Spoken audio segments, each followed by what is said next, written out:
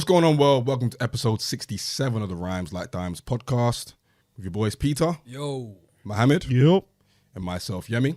And today we have a special guest, one of the most trusted voices in the music industry, DJ and broadcaster for BBC Radio 1 Extra, A&R exec for Parlophone Records, overall dope person. We welcome Sian Anderson to the pod today. That intro, that was a good intro. Great intro. I can't lie. You I've been killed practicing it. that one all day. How are you doing today? Yeah, man, I'm good. I've just come back from radio. So, you know, after radio, you're just like very charged up. Like, so I have to like calm myself Calm you down. down. Yeah. I hear that. Well, I mean, the vodka's going to calm you down. It is not going to calm me down. Well, hopefully it does. But yeah, thank you very much for coming through. Boys, how we doing today? yeah, man, all good, bro. How are you? Yeah, man, not bad. I mean, my voice is kind of all over the place right now, but hopefully it calms down as we start recording and we start talking. Yeah, man. But yeah, everything's good. Mohammed, yourself? I'm good, man. God is good all the time. all the All the time, God is God is good. good. Hey, man. I see you're rocking a nice white hoodie today. I lost weight. Ooh, There's nothing else to it.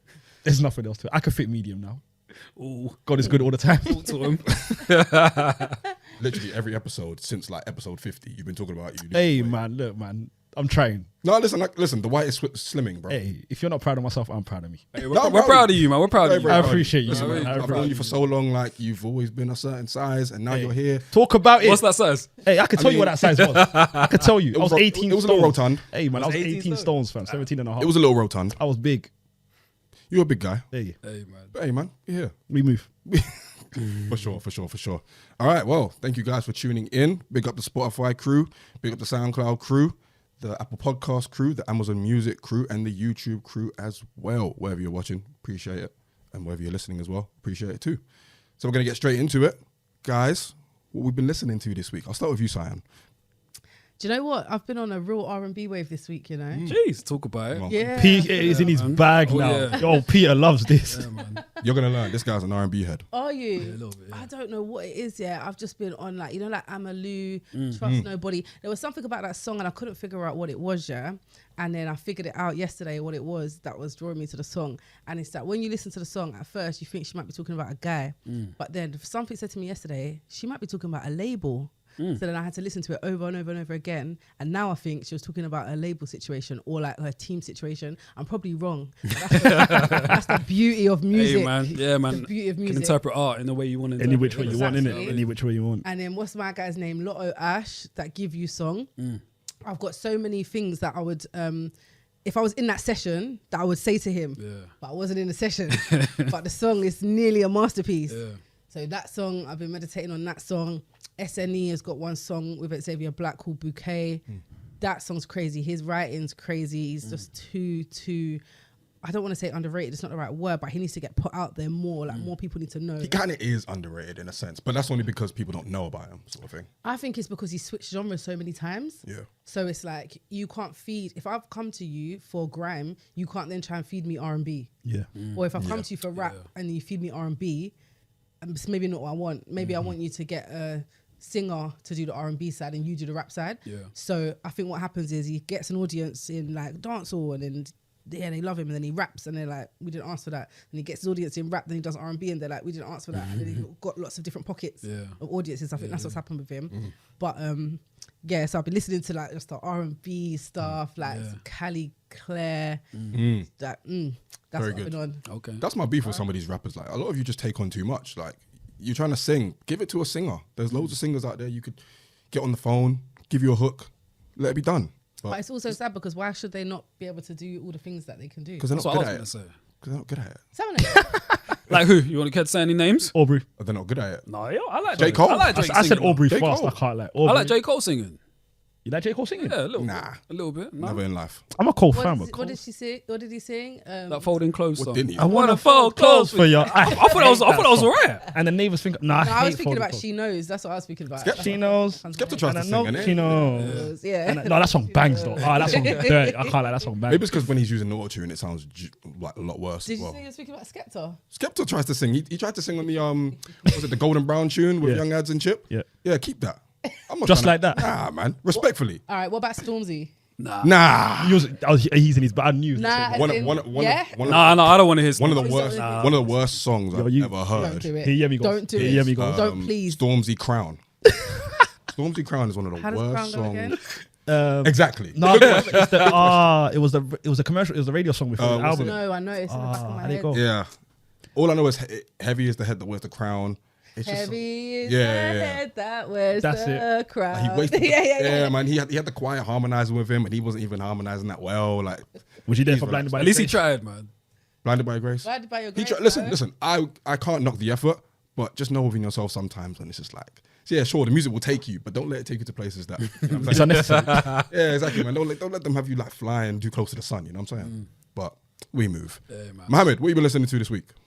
So after the last podcast where I assassinated some of the UK artists, I thought let me listen to the new man because obviously you guys thought I was wrong. So I took my time and listened to them. I listened to Tion Wayne's album, listened to Central's tape, and I listened to BenjiFlow's. Okay. Solid 2 out of 3, weren't bad. One was very meh. Which one was that? Central's tape. Okay. The new Really? tape. Yeah. But I don't know if it's an age thing at this point now. How you know old what I is he mean? anyway? He's what? Central? Yeah. I think he's like what, 21? I think he's early 20s. Okay. So I think it's just it's generally just the age thing where I might not get it the way I should. Like I don't see how it went number 1 with it. No disrespect, salute to him, but that shit went number 1 off a mixtape. I don't get it. It was popular tunes. Do you know what it's to go number Retail 1 off a fairly- mixtape though? For a UK black artist as well. We've just He started black? seeing number ones. No, as in he's. I thought, what is he? I don't think he's black. He's not black. He looks like Latino or something. I don't know what he is still All right, cool. For a hip hop mixtape to go number 1, have we seen that before? in the UK. Yeah, I don't think we have. I don't think so. Not a mixed I don't think so. that's crazy. But I mean, listen, man, we live in a new age of like streaming, social media, all of that like generated, all of that helped. We only haven't seen it because people started calling their mixtapes EPs though. True. True. Really, innit? True. Okay. Oh, Yeah. That's true. There's To be that. Not like as a yeah. No. like, 1000%. I can think 1000%. of bodies of yeah. work that are like longer than 7 tracks that have been like slid into the EP phase. Yeah. That really, if you would have just called it a mixtape, would have charted. Yeah. We know as what a it first yeah, mixtape. yeah. Very true. But Cinch is clever because really, why have you released a mixtape? You industry standards at this point, you would release an EP. Naturally.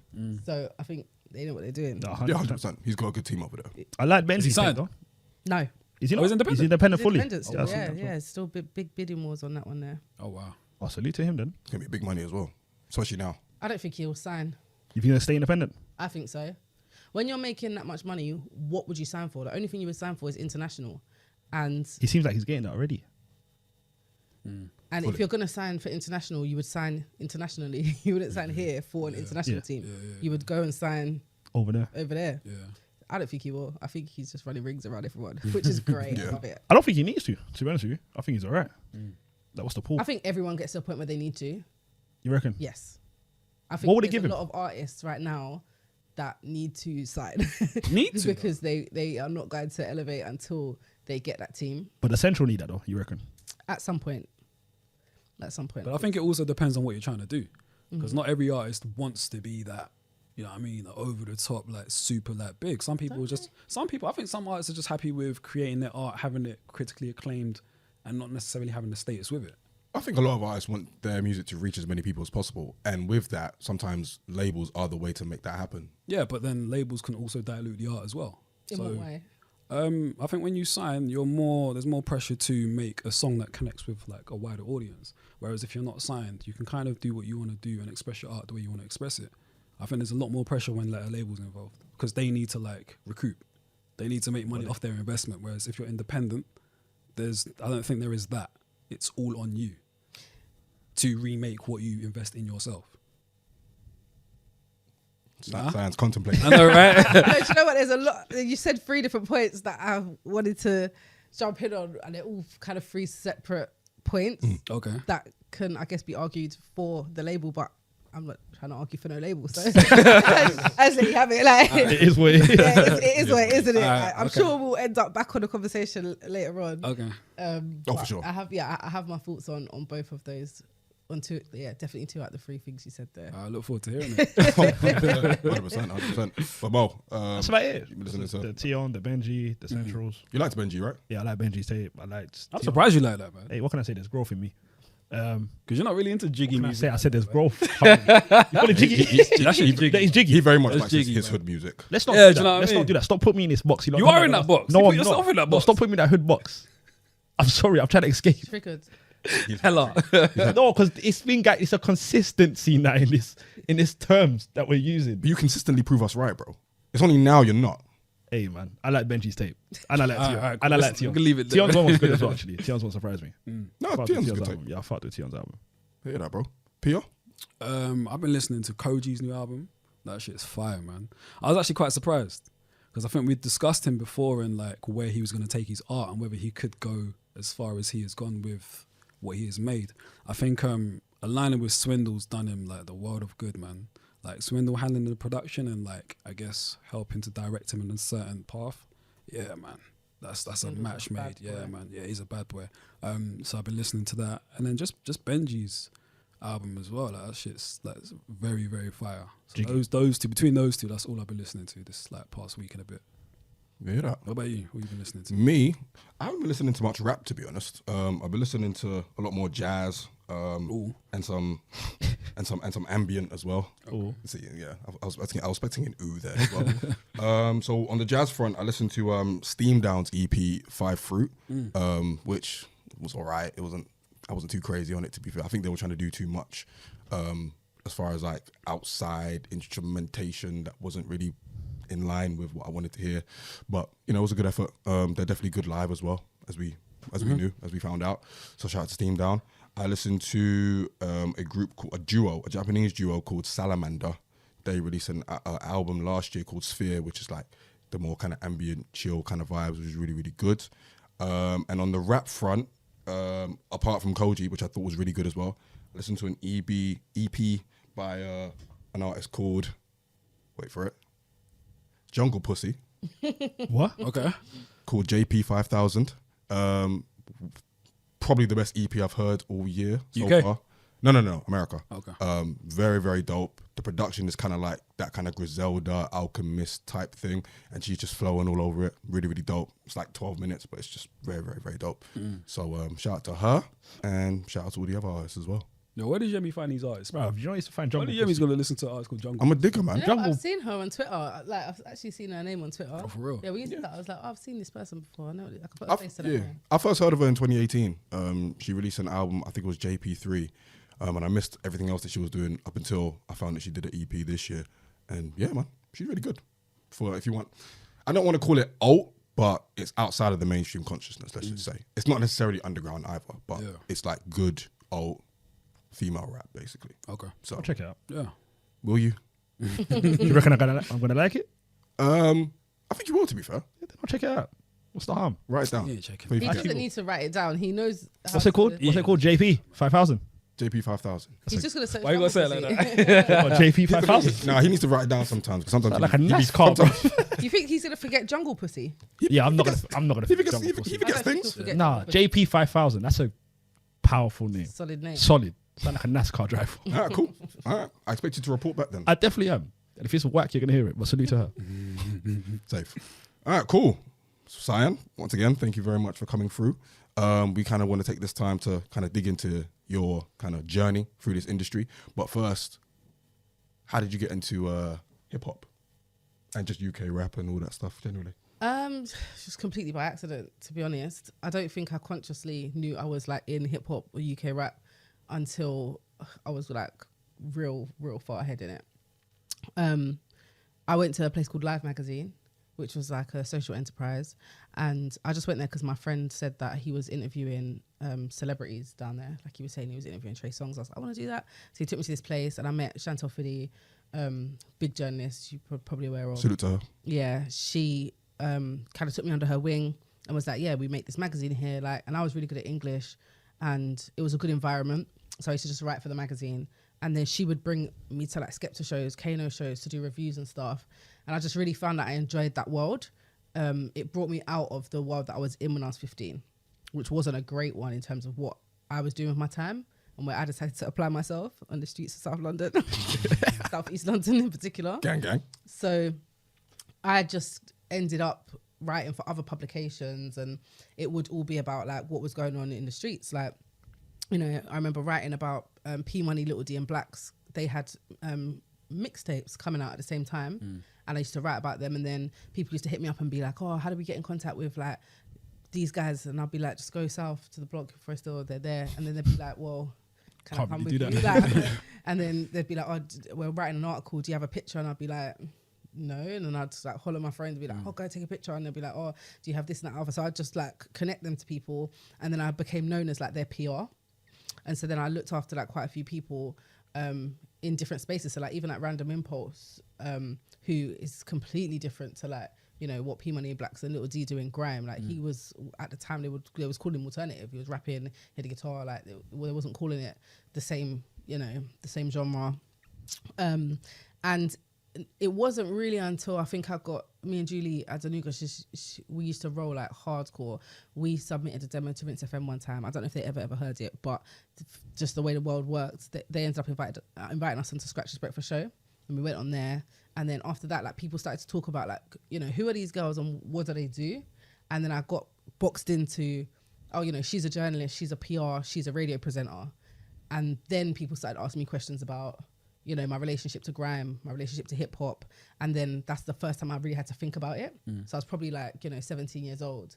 And I was being asked questions about something that was very subconscious to me. You know, you just live it. Like people would say to me, oh, so how come you like grime? And I think, I just like grime. But then when I look deeper into it, like I'll remember like my first experience, like conscious experience, was when my brother was upstairs and he was listening to radio sets. And it used to really bug me because it just used to shake the house.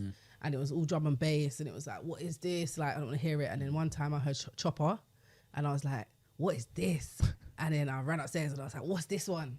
And then that was it. That was my tune to get it. And then he used to spit over like the tunes when he listened to sets and whatever. And I used to think, oh my God, so like, this is sick. I proper liked it.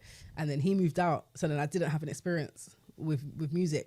Like that. I then was like, I guess I'd say like, you know, like all the old school early hip hop and R&B, like all of that, and then Channel U. But I didn't have Sky. So what would happen is I'd go to school, then everyone would be talking about whatever the song was, and they'd all be singing along to it and performing. Then I'd pick up the song and the lyrics from them. So before I'd ever heard the MP3 of the song or the video, I knew the song because all my friends would always rap along with the songs. It was very strange, very backwards. Like, imagine you know all the words, but you've never heard the song. Then you first time you hear the song, you're like, oh my gosh, and you see the video, etc. So it was a lot of very early like 90s. Kind of hip hop R&B tunes. Like I remember we did the Moulin Rouge as a dance for school, the Lil Kim version. Like Christina, that video was iconic, man. And we did it as the school dance. I'd never heard the song before, but I didn't tell anyone I'd never heard the song because it's embarrassing. I don't have Sky. Like then the next one we did was Peaches and Cream, the remix. Oh right. Like so I again hadn't heard the song until they brought it in on the little cassette into dance class, and then we had to practice to it. So I just kind of consciously knew about like, you know, hip hop R&B, not so consciously knew where my love for like MCing and kind of grime came from. And then when I started going to Live magazine, I started kind of putting the pieces together of, you know, what this is, what this genre is, where it comes from, why I love it. And then now here we are today, like I have a job from it. I mean, very, very interesting. I mean, obviously your references as far as like finding the songs via your friends and all that is obviously different from someone who might have been able to see Channel U and all that. You mentioned Rinse. With Rinse, did you then go on to work with them? Yeah, so we did. We did a breakfast show with Scratcher, and then they was like, oh, we like you, come and do the radio. And I remember Julie always thinking it was such a big deal. The day that we recorded the demo, we recorded it on a phone, then we put it on her laptop, and then we went on GarageBand, and then she put tunes in against our links. And then she submitted it, and I just remember thinking at the time, this girl just knows how to do everything. I worked at McDonald's for 1 month to afford my first iPhone, but when I got the iPhone, I didn't know how to use GarageBand and this and that. I didn't have a MacBook. She was doing a madness. But obviously, you're JME's sister. You got all the techers. You know how to do everything, innit? So I just remember being astounded by the fact that she was able to like, just piece together us chatting shit, and then to submitting it to something that just ended up being cool. So it was like, Rinse FM, this, that, the other. So I was like, cool, I was just going with the flow. We went on Rinse, and I remember everything was broke down all the time. And I think Scream show was the night before ours. We was like 11 a.m. on a Sunday morning. And I think it was Scream that was Saturday night. We'd come in the morning. Sometimes there wouldn't even be someone to let us in. We'd come in, there'd just be beer cans everywhere, pizza boxes everywhere. There's just a madness in there. Then we'd try and turn things on, nothing's working. Then Julie would be like, let me call them to sort it out. And then a man would come and he'd be under the desk, like, sorting things out. And later on, I learned that was genius. I didn't know genius. So when things used to happen and it used to be like, destroy and rebuild, Genius is getting rid of people, and everyone was scared of Genius. All I knew is that everyone was scared of Genius. I had no idea that the brother that was fixing things for us all the time was this Genius guy. So we'd built a relationship because you're our saving grace. You always come and save us. And yes, amazing. And Julie only ever called him G. So I didn't put the two things together because you're the maintenance man. But we've built a good relationship. Yeah. We've built a relationship because you're this guy. So I'm not scared of you. You're the maintenance man. So when I managed to piece things together, and I was like, oh, like, you're a genius. Like, it was at the Rinse FM rave, and that's Fabric. That's when I really realized what Rinse FM was, because I'd gone from being in a room this size doing radio with Julie. We used to drop off air sometimes, and was anyone really listening, or except for our friends? Like, we didn't really know what was going on. Went to a Rinse FM rave at Fabric. The queues down the bottom of the roads, like, it's mad. Like, I think it starts at like midnight, finishes at 6 a.m. Like, whatever. I've gone in there. Then I've just seen the magnitude of the station, like just the amount of followers, fans that they have as a station, all the DJs that come out for them. Like, that was the day I realized, oh my God, this is a big deal. Like, they've got mad power. They've got all these people out. What's Fabric's capacity? Like 5,000 or something mad. Something like that, yeah. Between all the rooms. Something mad. Anyway, I was thinking, oh my gosh. And then people knew who I was. And I was like, yeah, you're the girl you did that show with Julie. Oh my God, your emotional wheel-off thing makes me laugh. Da, da, da. And I was thinking, oh my gosh. And then, like, that's when I really understood Rinse is the station. Yeah. This is the underground station. You are Genius. You're the guy that everyone's scared of. We're brethrens now. This is lit. Like, do you know what I mean? Around what year was this? Oh, I can't even remember what year. So I've been at the BBC now, I'm going to say 8 years. I had a year out, and then I was at Rinse 5 years before that. So I was like, I want to say I was like 19, 18, 19, I'm 31 now. So it was early on. Oh, okay, so we've been like 09, 10. Yeah. Around the time, like, the kind of scene generally was still kind of doing all right. Everyone was kind of doing like the poppy stuff. Yes. Like Tiny and Tingy. Yes, so it was the time when Tingy Shadow was doing pop. Like, it was that time. I do remember it being what that a time, boy. What a time. I do remember that. So how did all that lead to then, your current position at the BBC and Parlophone and stuff like that? How did that happen? So I think just like lots of different legs of things came into one. They say like have 5 income streams. I accidentally had that without realizing. Not to say everything paid me, because on Rich you would have to pay subs, but I had my hand in 5 different pies. So I was doing scouting for I Love Live. I was working at an organisation for Christian Aid called Control Alt Shift with Chantel. I was still working at Live Magazine. I was obviously on Rinse FM, and then I was a journalist. So my hands was in all these different pies, really to just keep me busy, and because I loved what I was doing. But when you kind of bring all that together and say like, wow, there's this one person that's doing all this stuff, it's a sexy proposition for a major label or someone who wants to hire the new young hot person that's going to come and light up your company and make it sexy and jazzy and cool. Yeah. So I did, I met Ed Sheeran, and then we put together the Collaborations No. 5 project. And obviously that blew up, was huge. He'd like met a load of A&Rs and stuff. He went to Island Records, basically said that they'd had a single, that he won a competition and they were going to release a single. So he was like, cool, go into Ireland and find out what this is all about and what we're going to do. So I went in and they was like, oh, you're going to get like a picture taken of him against the wall. There was literally just like no budget for clothes. There was no photographer budget really. It was just someone from their team that was going down to do it. Whatever, the whole thing just sounded really like floppy in it. It's just like they could see that he's doing something. So now they've said, oh yeah, this competition that we done, come and release with us. And so I went back home. He was staying with me at the time and he was like excited, like, so cool, is it going to be good, whatever? And I was like, no, it's not. Like, I'm not even gonna lie to you, like it doesn't seem like the in thing. So he was like, bro, okay, cool. So then he started having meetings with other people as Collaborations was being recorded and as songs was coming out and it was doing its thing. And he decided that he wanted to go to Atlantic Records. and I went in there to give them a handover. So here's all the information about the project that we put together so far. At this point, the project was like fighting Rihanna in the charts. Like it was doing bits, yeah. So I went over to give them a handover. They said, do you want a job? Do you want to come in and actually carry on the campaign? And I thought about it and I said no. But I said no because I didn't like the building. Nothing wrong with the building itself, but when I walked into that environment, I didn't feel like it was for me. So I was like, nah, I don't think I'll be able to do my friend justice here because I don't understand this corporation. Like, I don't get it. And I don't even want to trial and error with him. Yeah, I think he's going to be a global superstar. So thank you, but no thank you. So it was like, at least let's pay you for the work you've done so far. I said, nah, it's cool. This is my brethren. I don't need no money for it. They was insistent. Now, years later, I understand why they was insistent. But they was insistent. They paid me some money. It was my first big check from music at the time. It was like £1,200. It wasn't like, but at the time I was making £200 here, £200 there. It was my first chunk of money. I was like, whoa.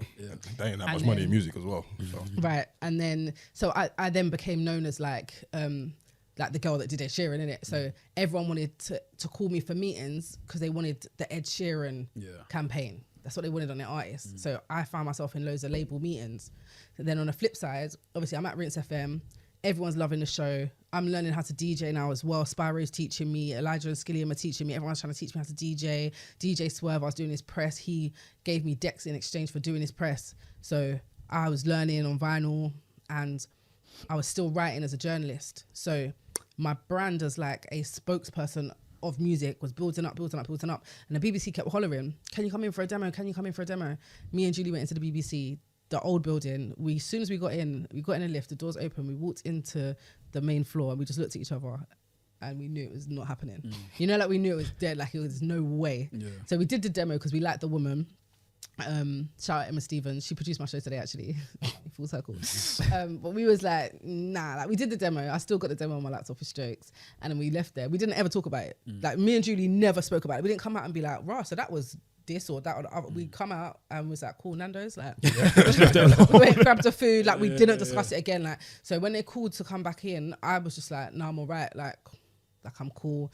And then a couple of years later they called again and I was like, no, I'm cool. But what had happened on Rinse was I got to a point where I looked around at the DJs that I respected. So you say you got Maximum on there, he's Boy Better Knows DJ. You've been on Rinse for 10 years as Boy Better Knows DJ. Spyro, you're Tinchy Strada's DJ. You've been on Rinse for 10 years as Tinchy Strada's DJ. So everyone was someone's DJ. And they was on Rinse and they'd been there for like 10 years. And I thought to myself, is this what you're going to do? Are you just going to sit here for 10 years? Not in an offensive way, but is that what you're going to do? Like, is that what your plan is? Like, what are you going to be P Money's DJ and then just sit here for 10 years? Is that what you want to do? Then I thought, oh my God, I don't know. That's what I want to do. Then but you know when you get a thought in your head, I couldn't stop thinking about it after that. So then, and they split me and Julie's shows up. We had different shows at this point. And I was like, rah, I don't know if this is what I want to do. And then I said, actually, I'm Scorpio in it, so I'm all or nothing. I'm all or nothing, yeah. So I have a self-destruct button. So I have to leave this situation now because now I'm not sure about the situation. I have to leave and then see how I feel. But because of my relationship with Sarah at the station and Genius at the station and everyone at the station, I knew if I left and didn't like the world outside, I would be able to come back. The door was always open. They understood where I was at in my head. Everyone's talking about Sian Anderson. These people want this Ed Sheeran campaign. These people want that. The BBC hollering. All this stuff's going on. I don't know that I necessarily like any of it, but I need to step out and then reassess. And then at the same time, the Rinse FM went legal. So the reasons why I didn't want to go to the BBC was like, oh, the music's going to be censored and everything's going to have to be clean. You won't be able to have all these MCs in for sets and this, that and the other. Like, you know, it's going to be mad professional. Then Rinse went legal and then I had to clean all my songs. And like, the guests weren't allowed to come in without this, that, the other. And I was like, oh my God, you're BBC now. Did it kind of lose its essence? It didn't. In my head, it did. In my head, you're now the same. So why should I not go there? Yeah. So I left the station and then about 6 months later, the BBC called me. So I come in and they said, can I do, they had this thing called, what was it called? Like, I feel like it was called something anyway. They used to give a slot to just anyone that they liked. I think it was like every Monday, but it was like the last people that had done it was like Etta Bond, like it was like artists had kind of come and done rotation shows and whatever. And there was like, oh, do you want to come and do that? And I was like, no, because what is that? Because I'm going to be on air for 8 weeks once a week, and then what? It's like, no, I don't want to do it. then it was like, okay, cool. Do you want to come in and do some depth shows, cover shows for people? So I was like, cool. And then I said, turned around and I said, you know what, actually, just give me a show. Because I don't know what this is. Like, give me a show or don't give me a show. Because they put me through some process where the show that Diplo currently has, or I think he just stopped it, that show was up. And so they was looking for people to do it. But they had to be very like, everything was hush about it. So, we put you forward for a show. We can't tell you who else is on the show. We can't tell you what slot it is. We can't tell you anything, but here you're doing bare demos for it. Then they called me one day and it was like, so it was between you and one other person. Sorry to say, you didn't get the show. It went to Diplo. Then I thought, it's between me and Diplo. Hey, that's... Thinking, I'm a G. That's up. Yeah, that's big. That's big. Between me and Diplo. I said, yeah, nah, you got to give me a show now. You got to find space for me somewhere or don't. Clear the schedule. Yeah, like, find a space. So then they was like, it was a lot of back and forth in it because I should, like, there's this thing where you should feel grateful in it for opportunities that are coming your way. You should take whatever's handed to you. But there's also self-respect. And my self-respect comes above how I feel about the opportunity you're trying to give me. And like, I need a show. And knowing your worth as well. Yeah, that's what I was just about to say. You know your worth. Yeah. Like, you know, I need a show. And I could get a show. I can't be dibbing and dabbling between, like, Yeah. give me a show or don't give me a show. So they was like, I'll come and do, I think I had to do 10 hours learning how to work the desk. And then they saw that I could work the desk because it was very different to Rinse FM setup, very different. And then obviously they gave me a show. But both things was happening at the same time. The Ed Sheeran thing and the radio journey was happening at the same time. So at the same time at which I kind of went to the tipping point of ending up on the BBC was the same point at which I then accepted like my first label job proper. I had done Tinchy Strada's street team before because I wrote an article about Tinchy Strada and his press team were like, this was a bit scathing. Can you come in and meet with us and talk about like how you really felt and which I thought was amazing. Like, Scathing in what way? So I wrote a review about like, went to a Bigger Fish show and I wrote a review and Tinchy Strada performed and I just said like these songs were strong, these songs weren't, his performance was weak in these areas, you know, he could do better in this area. I just wrote a review innit? But then the PR was like, no, this is good intel, like this is really good intel. It's like, come in, meet with us. And then that's when I first met Twin B because he was at Island before and he was like, yeah, tell me what you think. What do you think she needs? So these a street team. He needs people to actually go out there and this, that, the other, and the third. And he was like, cool. Go. What year was this? What era is this? This was In My System, just before In My System. Okay. So it was his pop era. Yeah, like, and I think that's why it was scathing. Yeah. Because I was coming there like, this is Tinchy Strada, Tings in Boots. Yeah. And you're singing number one. But I'm also NW's biggest fan. So it's like, I can see both sides. I can. So I think that's why they respected it. Yeah. So I had that meeting. They said, go and run Tinchy Strada street team. Then so I was like, fine. They was like, we'll pay you. But it wasn't my first music check because they've got a system called Uniport at Universal where you never get paid. Uniport, man. You never get paid. You get paid after like a year. It takes so long. I'm still waiting. Yeah, it takes so long. So my first check ended up being the Atlantic Records one, but that should have been my first check and first my label job. So I did that and then they kept me on to do KIG's street team and then I was just a street team person. But again, just, you know, you just fall into things. And then, cool, I'm here. And everything kind of happened simultaneously on the radio side, broadcasting side, and on the label side. I accepted a job at Warner. My role was made up, promotions coordinator. And it was literally, we've got this artist and this artist. We need the Ed Sheeran. Whatever you've done with him, do it with them. And put you on a 6-month retainer. And then like I was so listen, I didn't know anything about labels yet. So after the 6 months, I was like, okay, bye guys. Like, contract's up and they're like, where you going? Like, I was like, my contract's ended. They're like, let's just renew it. Speak to HR, like, we'll just get renewed. Like, just gonna re-up. Then when I speak to HR, they're like, cool, so we're gonna double your salary for the next 6 months. And I'm like, okay. Then that 6 months came up, I was like, bye guys, and it was like, you're not getting it, are you? Like, we're gonna keep re-upping. We're gonna keep so re-upping. like after 2 years, I was on like $2,000 a month or something, and I was like, raw, like this is money. Now I'm at the BBC and I'm earning there now too. I'm like, raw, like this is money. And then HMRC hit me like 4 years later and ruined my life. No, I swear to you, I didn't have a clue what HMRC was. And then one day they rang me and they shattered me for 4 years. Man. I owed them like I think it was 72 bags. Right, they came chasing. I was earning from 16 from Live Magazine, this, that, other, and I had no idea. No one told me. Not one person. That's how they get you, though. They leave it for 4 years. They Because let it drag. freelancer in that space. Yes. You need to, Then they hollered me when I was about 22 or something, and it was like, you've been making money since you're 16. What we saying? Yeah, what you're saying. And so from the age of 22 to 24, I had to have a job because I had to pay them back. It was like $3,000 a month for about 2 years. It was crazy. So all my money went to that. As soon as I paid off that HMRC debt, I quit Atlantic Records. So I went to Warner Records, then I went to Atlantic. I quit because I was like, I've been working just to pay off this debt for years. I don't want a job. I don't want to see nothing. I'm out. And then I got pregnant. So...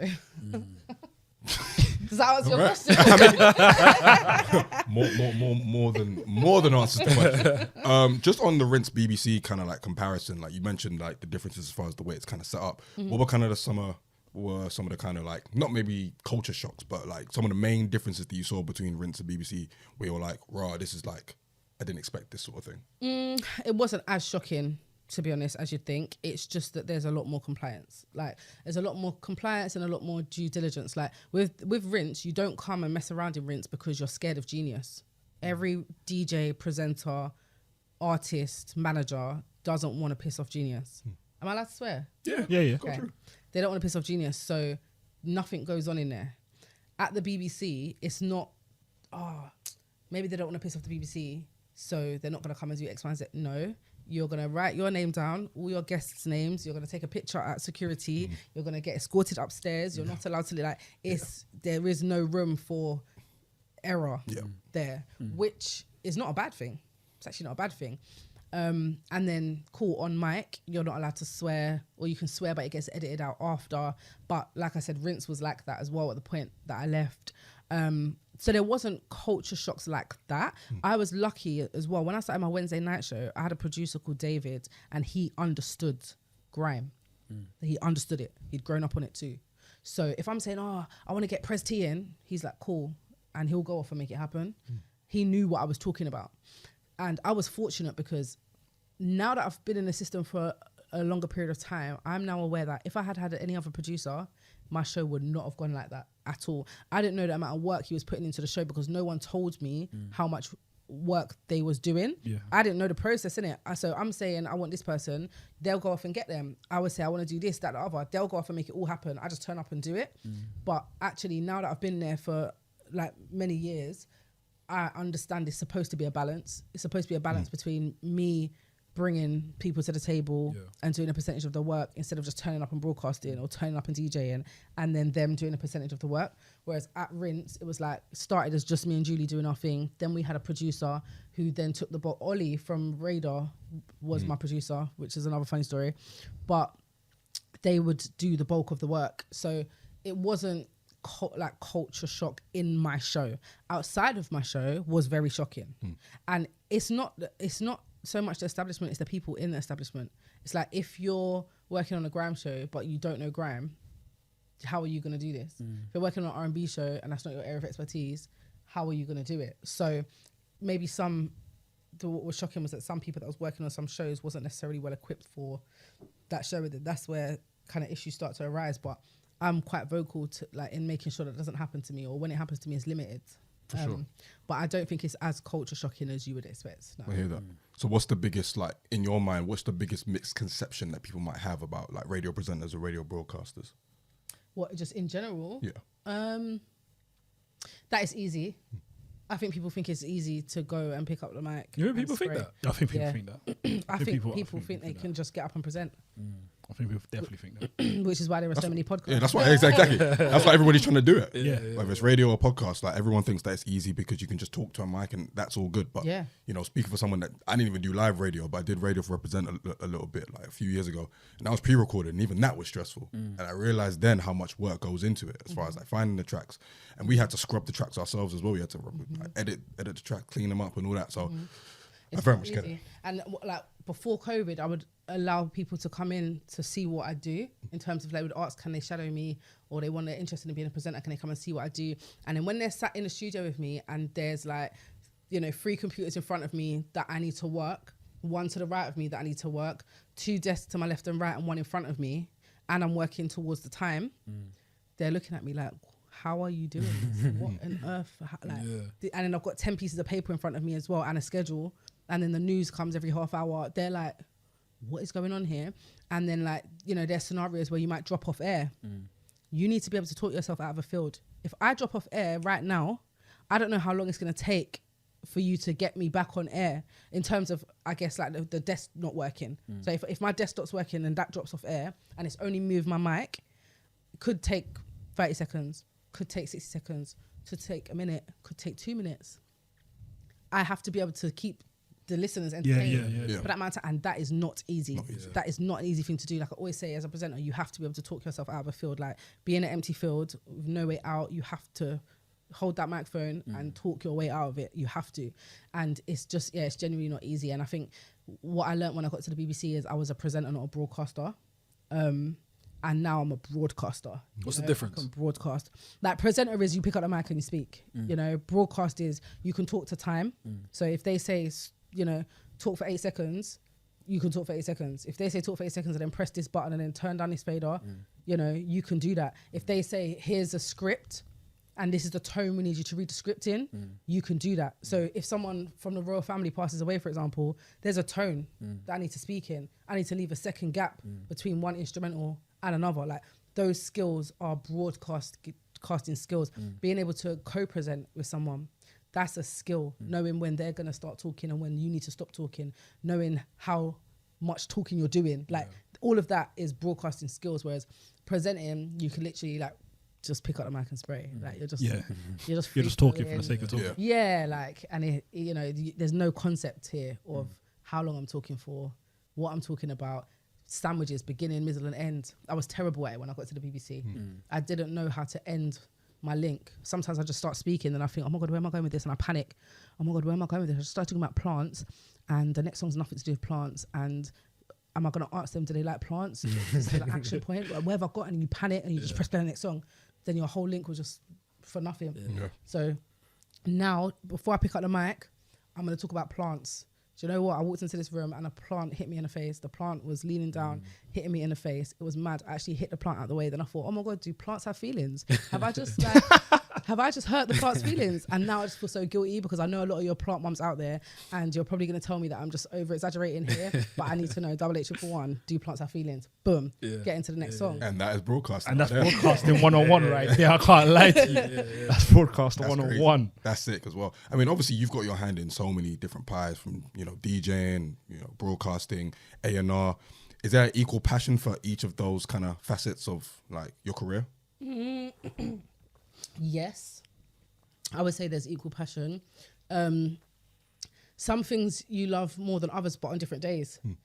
So if I'm in the middle of a campaign, in the top 40, then we're racing to number 1. Oh my God, I love it. The adrenaline, it's crazy. I don't care what's happening at radio that week. I'm just getting by. I'm doing the bare minimum I need to do to get by because I'm racing to number 1. But equally, if the focus that month at radio is grime month or dancehall month, and the artists are just in studio recording, not really too much going on. They just, you know, need a little budget for styling, little videographer to come and film their content or whatever. Like my whole energy is on how do we make this the best grime month that the network has ever seen. So it's balanced. It changes. Sometimes both things are happening at once. And it's crazy. It's crazy. I tell you, it's crazy. But with time, you just get used to it, innit? But you have to be 100% passionate about both things you're doing. And I'll tell you why. At the record label, it's so important to represent your artist to the fullest. If an artist wakes up, I've got an artist who wakes up and the first thing they do is message me. What do I need to do today? What's going on today? Do you need anything from me? Their whole day is determined by what I say next. And even how I speak to them. If I don't say good morning before I start the conversation, I've thrown their whole day off now, you know? So you have to be really like aware how sensitive a subject, an artist and their art is. And so you have to be passionate.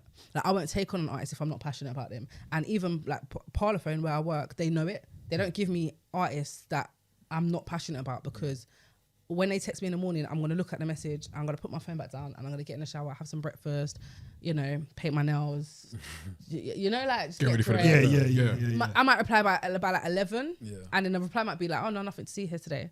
It's like, don't give me artists that I'm going to do that to. Because it's not going to benefit It's both not sides. going to benefit both sides. It's not. You've got to give me the stuff that I'm passionate about. Otherwise, it's just not going to work. And then the same on the radio side of things. Like people, and again, this goes back to the presenting and broadcasting thing, yeah? People don't realize how important it is to present a song to the world. Like, if, say, you've got a debut single, and you're like, thank you, play his debut single, then I'm like, yeah, cool, here's Yemi's debut single, and I just press play on it. They cut that clip, and they put that all out on their socials, where you've just come with no enthusiasm whatsoever. You've just said, yeah, this is that.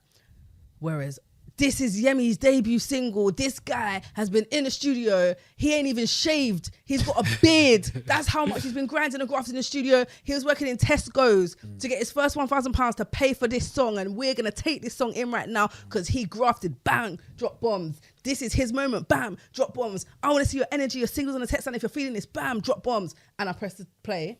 That clip there is going to change the perception of everyone who comes and finds it. Do you get it? You're going to make me run to the studio right now.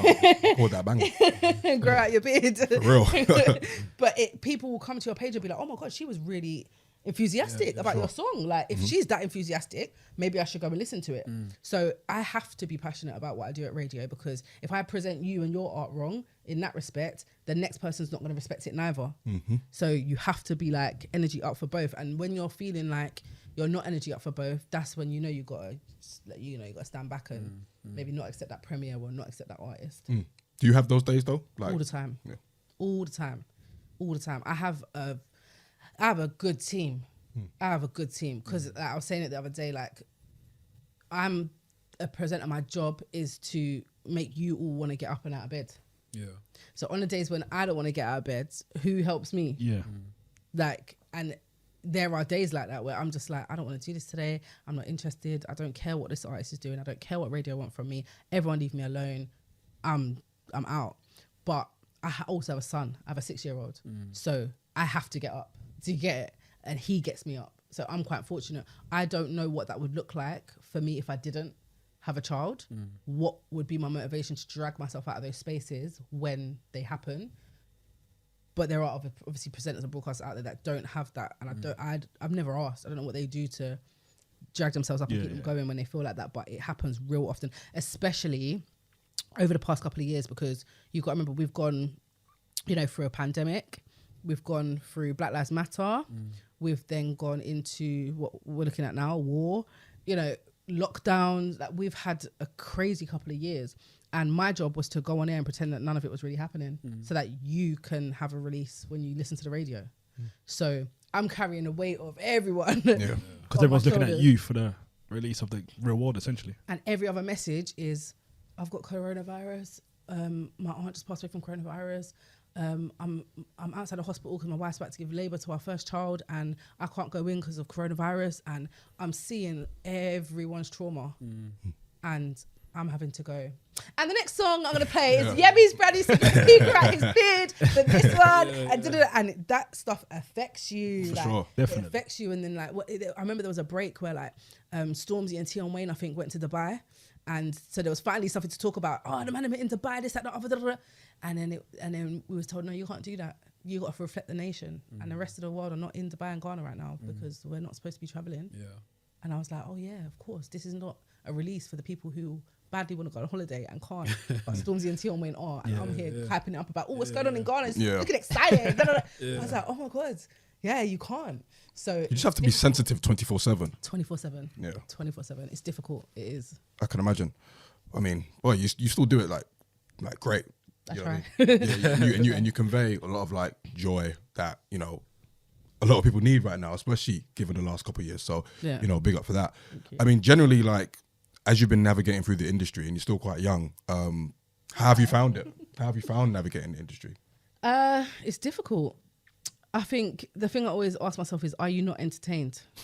That's the one question I ask myself in everything. Are you not entertained? I've had times where, like, MCs are, like, clashing with another MC and then they bring my name into it.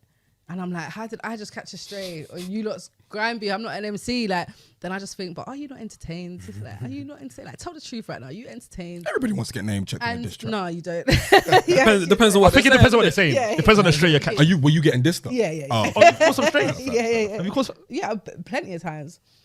And the thing that's annoying is, like, you can catch strays and it could just be a complete lie. Like, someone could say something about you. Yeah, It's a complete lie, and you're not an MC, so you can't reply. Can't say anything. What can I say?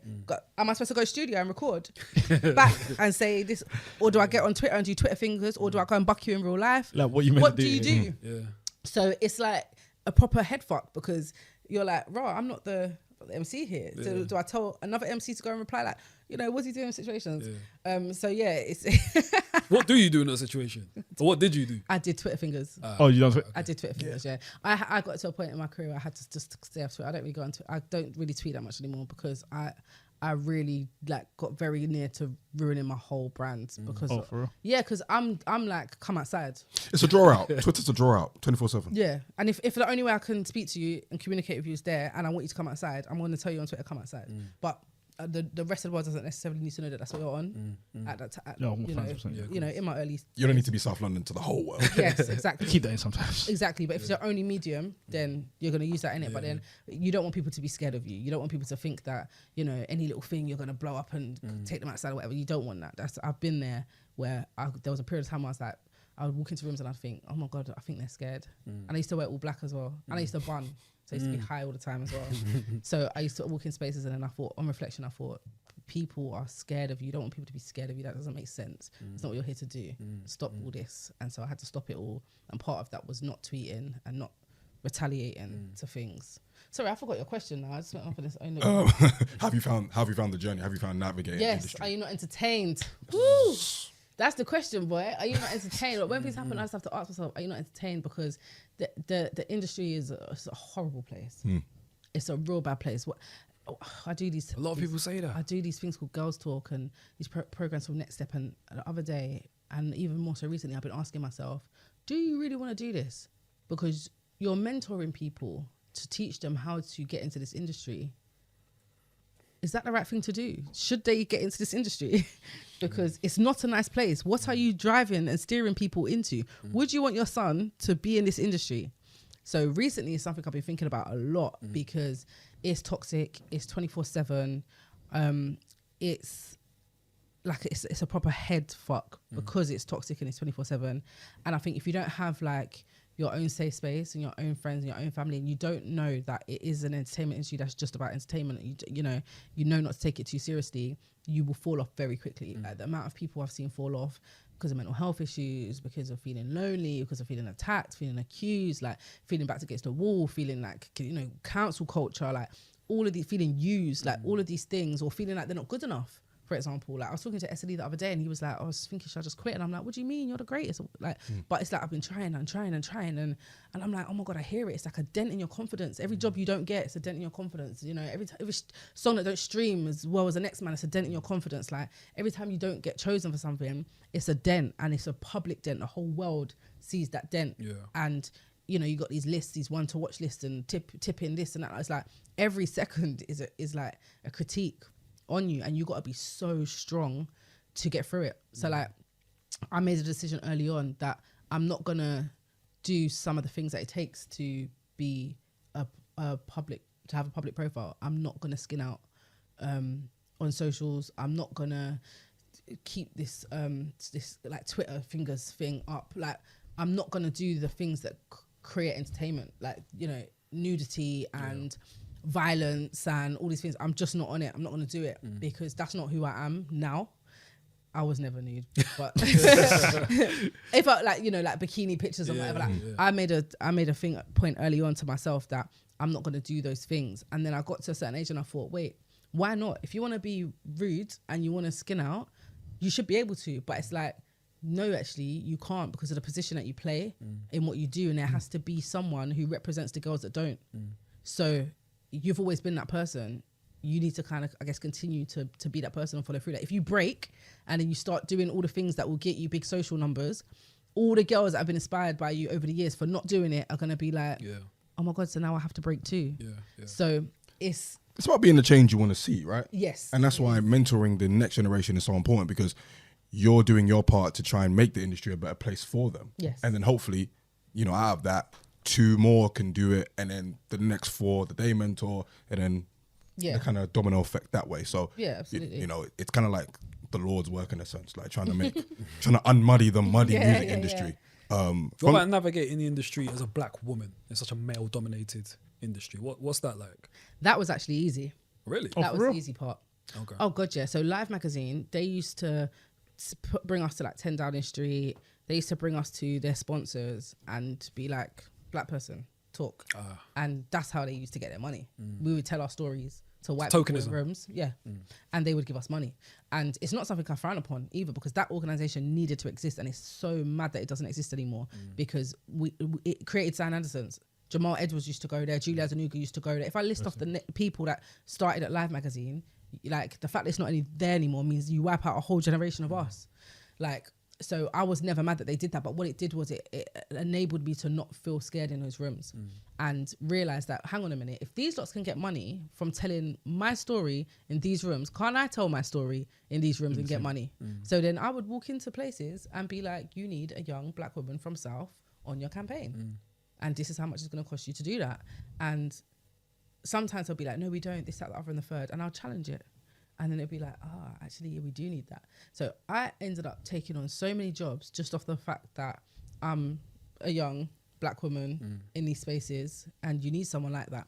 What I got sick of was then actually turning up for work and just not having anyone who looked like me in the room and almost just having to put it on. You're like, you have to put it on a bit. And I was thinking, one day I was just thinking, no, I'm all right, you know. I'm all right. Like, I don't, you know. Yeah, but if I chose to walk down that path, I could name you 10 organizations now who are making dumb money from black music who do not have one black person working for them. That's most of the industry. That's a lot of spaces, yeah. Yeah. I could walk into any one of them places now and say, cut me a check of 100 grand, I'm going to come work for you for a year and diversify your company, and they would do it. So I've always seen it as a power. That's always been my superpower, and I've loved that. I love walking into these rooms and making people feel uncomfortable because it's really uncomfortable. Talk that shit. They need it though, innit? Yeah, like they it's need uncomfortable that you didn't think that uncomfortableness. this was a thing and that you've never been challenged for it. Like, and it makes me look at everyone who works in the organization funny. I remember I was managed by one company. I'm not going to say the company's name here. I was managed by one company, yeah.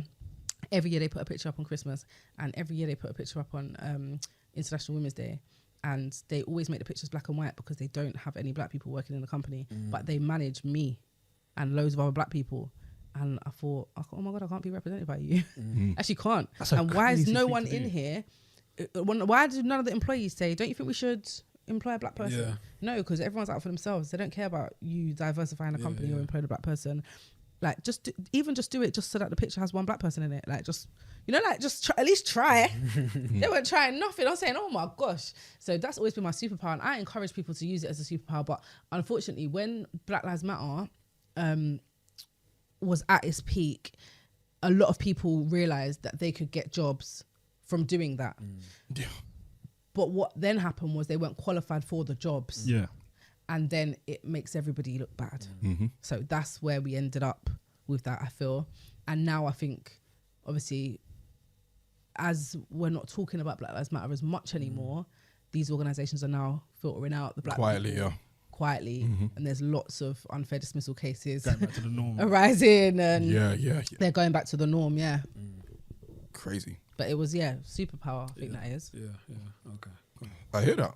I mean, and that's why, you know, having a position like you do at Parlophone and within the kind of label system is also important as well, from a perspective of someone who is black and young and trying to get into the industry, because they can see someone like themselves in those spaces that are kind of trying to enact change in that respect. What are kind of like your tips for anyone that's listening that wants to kind of follow a path into the music industry? I think you have to just do it. Like, me and Julie had to just do it. Like, we really had to record a radio show on her iPhone, send it to the laptop, put it in GarageBand. You know, I really had to work in McDonald's for a month to get that phone. To do that, we really had to email it to some generic Rinse FM email address. We had to do that. When we was creating our websites, me and Julie had to sit down and learn MySpace HTML, then use that MySpace HTML to learn how to work the back end of WordPress and Blogspot to create our websites. We borrowed Jamie's camera, took pictures of each other for the photos, but we really had to build our websites from scratch. I could build your website now. I know how to do that. Like, Julie had to get Photoshop with a student discount, and we had to learn how to use Photoshop. Like, I know how to use Photoshop, not the mobile app one, Photoshop. There's no shortcuts you had to do. You had to do it. Do you get it? So I got here because I had to do it. I had to learn all these things. Like, I really had to PR Ed Sheeran's project. I really had to introduce him to artists, get him in studio. We shot 2 music videos from that collaborations EP that are never coming out because they were so whack. But we really had to go and do it. Find videographers, find locations, this, that, the other. Go scouting, looking for this extra person to be in a video. This can we shoot a music video in your calf outside? Da-da-da. We had to go and do it. So now people come to me. Even my brother the other day, bless him, yo, Si, like, I could be a sick A&R. How can I be an A&R? What, can you get me a job? No. Go, you know, all of the man them who rap in Croydon. Go and make them rap. Go to work. Get your $1,000. Go to the studio. Give the engineer the $1,000. Tell your brethren come and rap. Get a beat off YouTube if necessary. Make them rap. Put a song together. Get it mixed and mastered. Come and send me 4 songs on SoundCloud and say, yo, I just took the next 10 hottest rappers in Croydon, put them on 3 tracks together. Here's what the tracks sound like. Here's a little bit of information on who the artists are. I can be like, okay, let me go and play this in the Parlophone A&R meeting and see what everyone thinks. We've got something to work on as well. We've got something to work on. Oh, you were supposed to go and say, hi, president of Parlophone. I've got this friend who always puts me on to music and he wants to be an A&R. And the president's going to go, yeah, man, bring him through. Let's give him a job. It doesn't work like that. A lot of men expect handouts as well, just because you're brethrens. It doesn't work like that. Like, you go and do the job. Like, oh, Sian, how do I become a radio presenter? Go and present. Like, you literally have everything you need right in front of you. You can hold up your phone right now, talk into it, put it on multiple mediums on the internet, and you're a presenter. Look how many people who are now presenters started just by ranting through their phone. Most of them, most of the ones that are getting all the jobs right now just used to rant on their phones. And now they're actual presenters. They've got broadcasters in their bio, presenters in their bio, just from talking through their phone. And not in a dismissive way. Yeah. Like, they talked their shit and they did their thing and now they're in a powerful position because of it. So it's like, don't ask me, who's 15 years in, how to be a presenter. Go and present. Yeah. Like, use TikTok, talk your shit. Use YouTube, talk your shit. Just do it. It's easier now more than ever as well. More than ever, you don't have to learn Photoshop and MySpace HTML. You don't have to do that. You don't need to do that. Nope. Like, it's so easy now. Just go and do it. And that's when I'm doing the seminars and all my mentoring programs, like, that's the one thing I'm trying to tell everyone, please, just do it. Why are you coming here? You ain't done nothing yet. What do you think I'm going to do it for you? I'm not going to do it for you. Go and do it. Then come here and say, right, so I recorded this podcast and I was wondering if you could listen to it, check it out, give me some feedback. Then come to me, you know? Don't be afraid to put the work in. You have to put the work in. You have to, but it's sad because, like I said, there's an era of people who didn't put the work in. And so now it looks like you can just exist. Yeah. Oh, for sure. Get the job. So that's made it a bit difficult. But yeah. But they like, the real hard work always rises to the top. Like, the cream rises to the top always. Like, obviously with you as well, you've been grinding for so long and you're seeing the dividends. Yeah. Not everyone that is here because they, for whatever reason, is going to be here for as long as you are. Yeah, they get 5 years. Precisely. That's what I've noticed. They get 5 years. There you go. I don't make the rules, but the ones that came and didn't know what it was doing, they had 5 years and you don't hear from them again. It's just, I don't know what it is about 5 years. But does working for a label affect how you hear music? I think radio more so, not the label. Because you can't really tell me nothing about a song. In what way? In what way? Like, you can't tell me if I like the song or not, or if I think the song needs a trumpet or drums or any of these. You can't tell me that. I hear my own frequency. So I'm going to hear a song and I'm going to say, here's all the things that I would change and that I would do. You can say, here's all the things that I would change and that I would do. Cool. Go and do that and then we can talk about it. But you can't change the way I hear it and think about it. Does that make sense? Yeah, it makes sense. Yeah, so I can't, obviously I sit in these meetings and all the conversations about what needs to be done to the song, what needs to be done. And I can't, like, do you understand what I'm saying? And ultimately it's down to the artist as well. So I unfortunately let these conversations go through one end out the other because there's so many people involved in a process before we get to speak as A&Rs. So the artist has made a track. The person who's recorded the track has had their opinion. The person who's mixed the track has had their opinion. The person who's mastered the track has had their opinion. Then it's gone to the A&R to have the A&R's opinion. So by the time you go back through this chain of people, there's only 4, 5, 6 people that. There's so many people involved. Yeah. Right now, this day and age, you got engineers saying, nah, this song ain't coming out. This song ain't coming out because I don't like the way that it got mastered. change the master. It's like, bro, you was the engineer. That's what I'm thinking. Stay in your lane, homie. Yeah, since when did they have the opinion that holds that much? You're the engineer. Do you know what I mean? But their opinion now holds weight. That like much it weight. holds weight. They're Like, trying to be A&Rs. literally, and they're right at the forefront with the artist. So why not? So everyone has their, like everyone feels important in the song. So for me, it's like I can say what I think and give my advice, but ultimately it's the artist and the producer.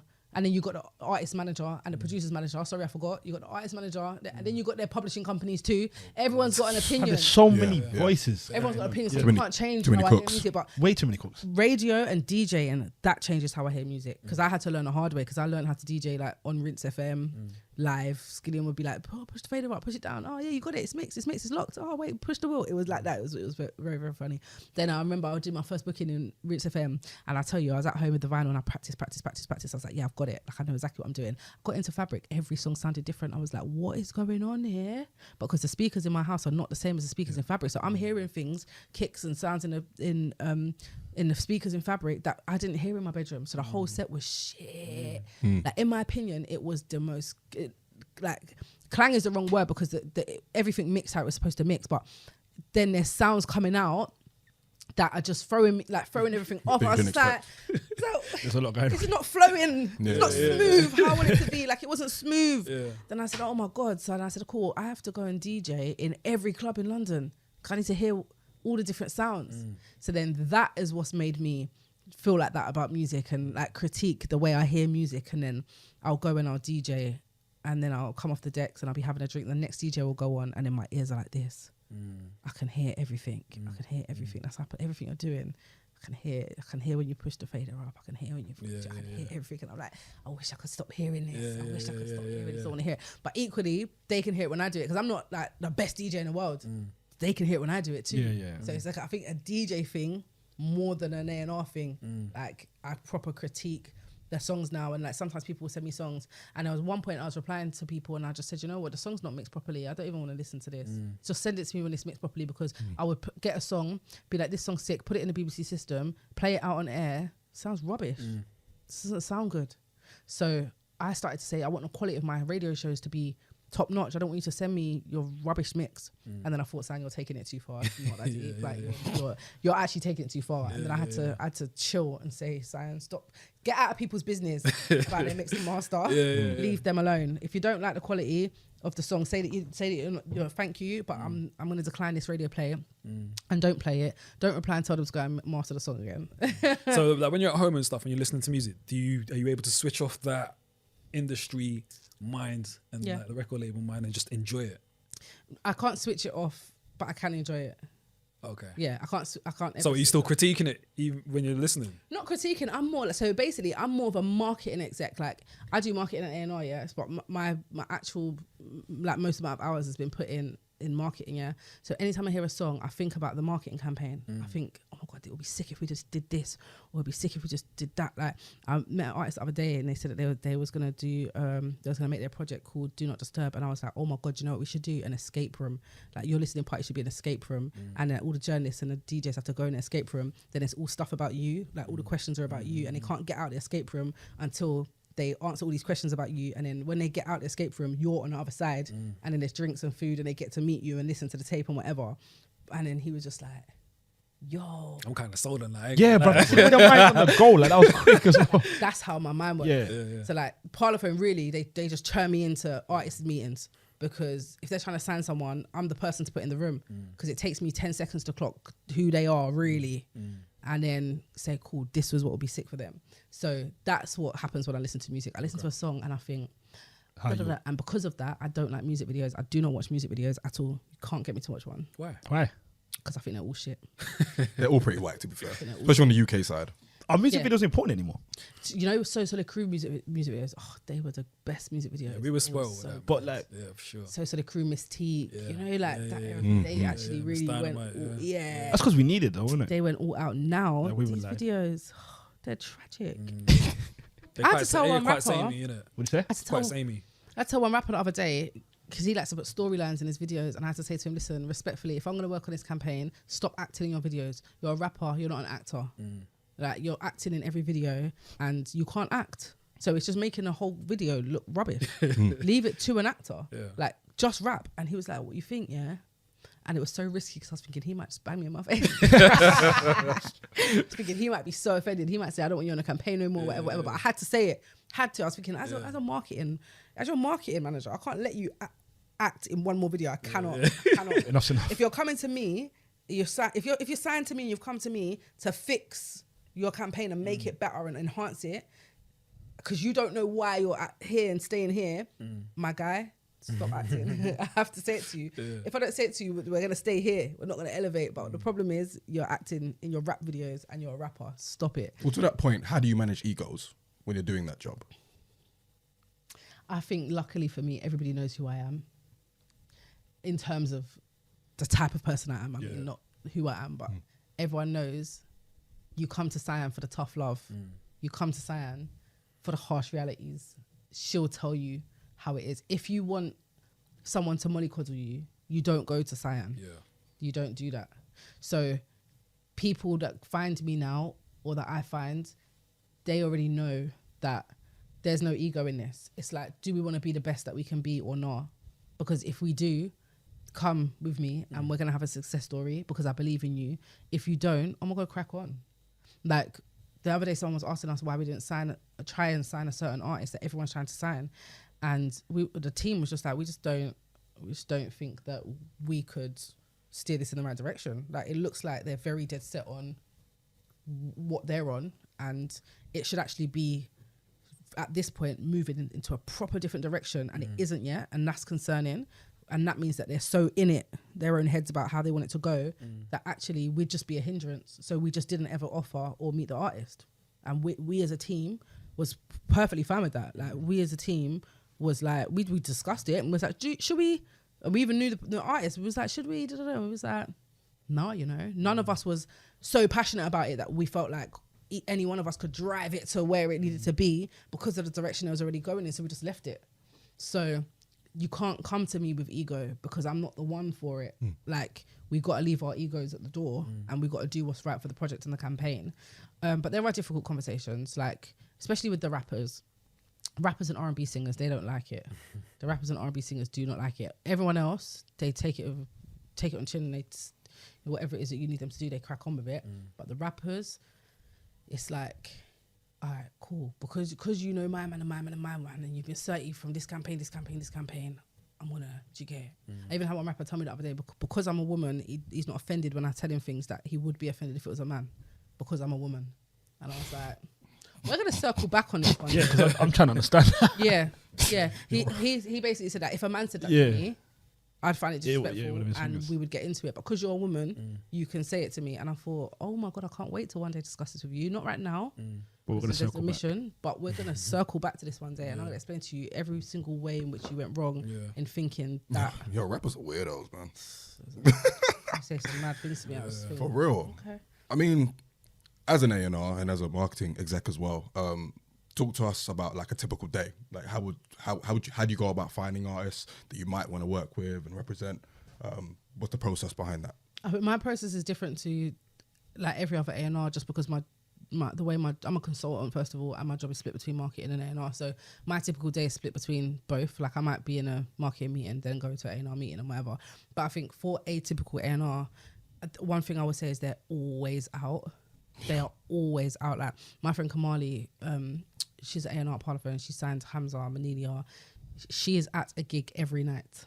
And if she's not at a gig every night, she's at a party. Like, networking, meeting people, listening to music, constant. Then she's in the office at 10 a.m. like nothing happened. It's like constant. And then I think a lot of mornings for A&Rs is data. It's a lot about data. So, between last night and today, what shot up in the charts? And then analysis. Why? Last night, RD was number 100 in the charts. Today's number 1. What happened? He performed at Dave's show at the O2 and it was sold out. okay, that makes sense. The math is mathing, you know? So a lot of it is like figuring out the charts, why they are, how certain people are cutting through the charts, what's going viral, where it's going viral, how important the space is that it's going viral, because everything changes. Before it was like, if it's doing well on Shazam, then that's a good indicator. Now if it's doing well on TikTok, that's a good indicator. So a lot of the mornings are like keeping up with what happened the day before and the trends and the data and the charts. And then I think the bulk of like any day for an A&R is actually like working on records with the artist, like at the admin side, innit? Making sure you got the label copy, making sure you've like actually jotted down like, okay, this person went to studio with this person on this day, here's the track, because one thing I find is I lose the music all the time because I download everything to make sure that at least I've downloaded it. You know, we transfer links expire and the producer loses it. The artist never downloads it. Then they come to you, where's the file? I didn't download it in time. You have to have it. So I will have maybe 30 versions of one song on my laptop. Then I have to work out which one is the final master.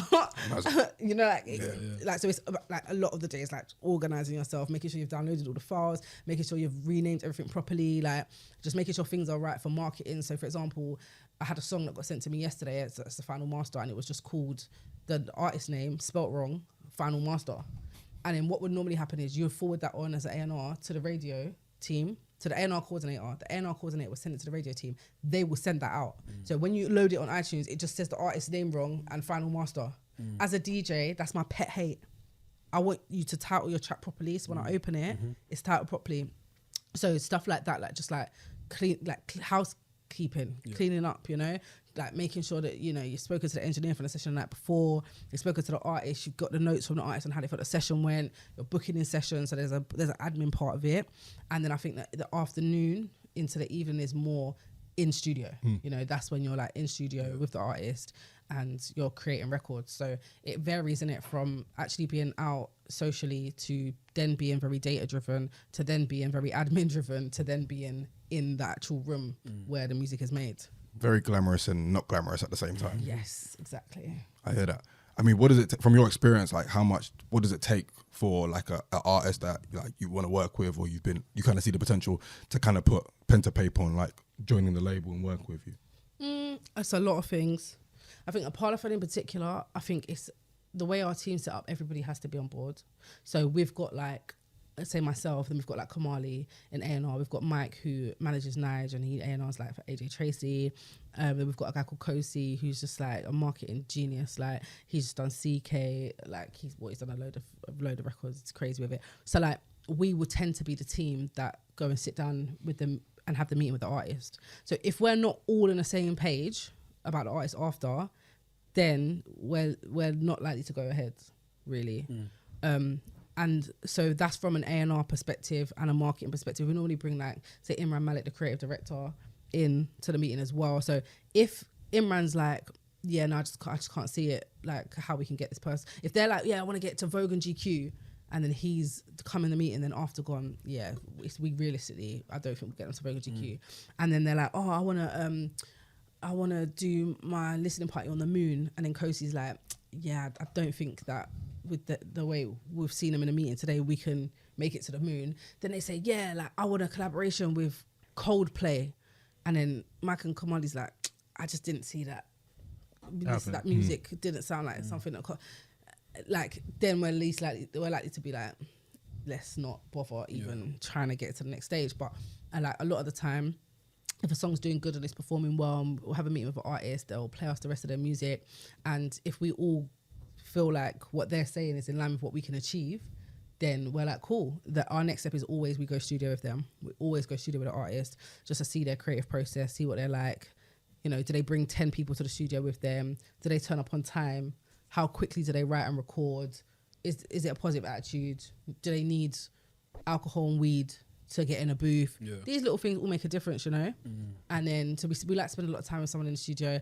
Then again, management, like, do your managers know what they're doing? Or is it your brethren managing you? If it's your brethren managing you, do we love them enough?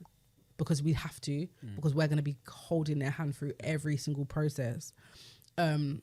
Equally, some managers have been in it for a really long time and they're absolute nightmares. So it's like, maybe we don't want to work with you because you're a manager and we cannot stand them. Like, we know that they're just going to be doing the most and we're just not interested. So who are your managers? You know, who is your team? Who's your support network? All of those things go into the decision about whether we want to move forward with you. So like when you see that something's been signed, like, or that I'm working on something, more time is because like I've made the decision, or my team's made the decision, that we all know what we're doing here and we can all deliver here, and we all feel confident that we're all working towards the same thing, and the artist does. Unfortunately, a lot of the time, the artist and the manager can say what you want to hear, then you get in the middle of the campaign and you realise that they were just saying what you, because they wanted to sound on the dotted line, and then you're kind of all screwed. And it's happened quite a few times where you're sitting halfway through a campaign and you're going, this is definitely not what you sold to us, and I can't work with what you're now delivering me, and then that's at the point where it's like, we need to drop you, because if we continue, we're going to spend too much money, and it's also not going to work, and we are not going to compromise, because the compromise that we have to make is something that we don't believe in and never did believe in. So when it doesn't work, we've compromised, it didn't work, and now we all look stupid. So they're the unfortunate kind of circumstances and times. Of course. So what have been kind of the success stories for you as far as like the A&R goes at Parlophone? It's a hard one really, because obviously we did Dutch Valley, and that was a massive success story in terms of we obviously took him from 0 to a top 10 tape in 9 months through a pandemic. Like, he'd never ever done a show. So that was good for us as a team, because it was the first project we'd all kind of worked on together, where we saw what happens when we put all of our brain power together and we move as one. So that was crazy. But then obviously what happened with that. So it's like a bittersweet success story, really. And then, so my label, Saint Music, also goes through Parlophone. So I had Alakai Harley and Version, because I just love dancehall. But we was in pandemic. So there was only so far we could take the projects, because, like I said, the music video side of things, big issue. They are in Jamaica, Version's in Jamaica. I'm in England. We're trying to shoot a music video with Jamaicans. I'll leave it there. You just imagine what was going on, right? I'm sending money to Jamaica to shoot these videos, and I'm not there to, you know? There's a lot going on. Then I've got Alakai Harley, who's here with a song called Take It to Them, dancehall tune. You can't be here, you need to be in Tivoli. How do I get, you know? I think we'd done that song. It wasn't that song, it was a different song, but the point remains the same. You need to be in Jamaica. I can't get you to Jamaica because The timing. I can't sign off on you leaving the country. We can't insure you to leave the country during this pandemic. If anything happens whilst you're out there, I can't help you. So now we're here shooting videos in the cold for songs that are... So it was like... So they were success stories because they were as big as they could have been in that time, in that moment. But it's obviously bittersweet again because we're in pandemic mode. So I think in recent years, you know, it's been quite difficult to have those kind of like success stories. And we really, like I said, shy away from like, you know, like there's songs that are like viral TikTok songs.